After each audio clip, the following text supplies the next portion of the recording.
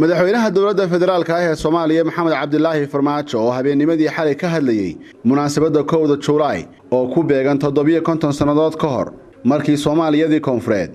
ay xorriyadda ka qaadatay waddanka Talyaaniga isla markaasina ku beegan markii ay israaceen Somaliland iyo Soomaaliya oo ka xoroobay Ingiriiska iyo Talyaaniga ayaa madaxweyne Farmaajo oo soo xiganaya hadal uu sheegay madaxweynihii hore ee Somaliland Maxamed Xaaji Ibraahim Cigaal waxa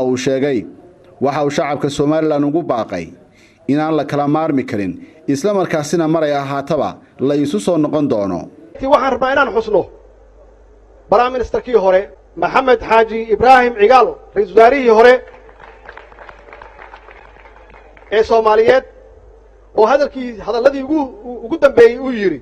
oo ay kamid ahayd waa duuban tahay uu ka sii daay BBC-da Soomaaliya kalama maaranto maray tahayna way isu imaan rajadaas iyo hankaas waa inaan ka dhabenno dadka walaalaheena Somaliland waxaan u sheegaynaa dhalinyaradooda dumarkooda culimadooda cuqaashooda waxaan u sheegaynaa kalama maaranno waa isu imaanaynaa waxaana ballan naga ah inaan soo celino wada hadalladii si ummadda Soomaaliyeed ee mar kale u midowdo allaha u naxariistay madaxweynihii hore ee Somaliland Maxamed Xaaji Ibraahim Cigaal oo sanadkii 1999 khudbad ka hor jeedinayay baarlamaanka Somaliland ayaa waxa uu muujiyay mowqifka uu ka taagan yahay midnimo dhaxmarta Somaliland iyo Soomaaliya iraadadii shacbiga ayaa shalay markii ay lugeynayeen la geysay oo aanu diidan waan ka hadlayaa mowduucaas oo war badan oo suuqa jooga ayaan doonayaa maanta inaan reebe oo waan ka hadlayaa mowqifka aan ka taaganahay anigu arrinka ka taaganahay shalaytana waa tidabada iraadada shacbiga dabada inaga qabtay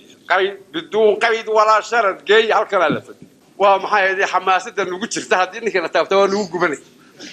xamaasadda nagu jirta rag baa waa la goostay mooyee macnahayn ku goosanay aniga iga buuxa rakama buux rag aniga sheegaya waa la goostay bay iyo maxay ahayd nimanka xoolaagii dhacay sideetanaadkii dhacay ayuun baa anigu wax ka weyn baan waa ka buuxa waxaynu sababtay inaan nimanka u wada jiray ayaa iga buuxa lixdankii waxaynu ka baasgay halkan qaynuunkii la isku raaci lahaa Act of Union 23 article bay halkaa lagu baasgariyay fadhiga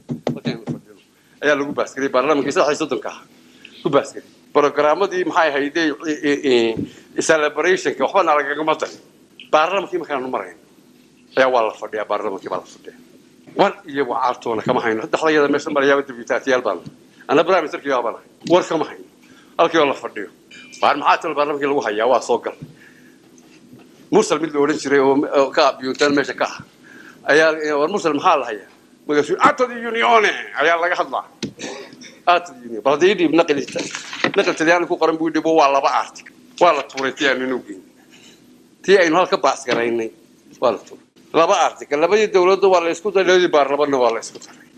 bas labadii dalna waa la isku daray intaas hadda israacada oo ilaahay kama dhige aatirahan bahada caalamkii waa nagu yar dhaga adeegay oo malaa wixii socon maayaan bahada xaqii hadii aynu eegno tirahan ma raacay anigu in ka haray hargeysa iyo berbera iyo burciyo laascaanood oo laga xukumo xamarna deganaan maayo waa ka xajiraya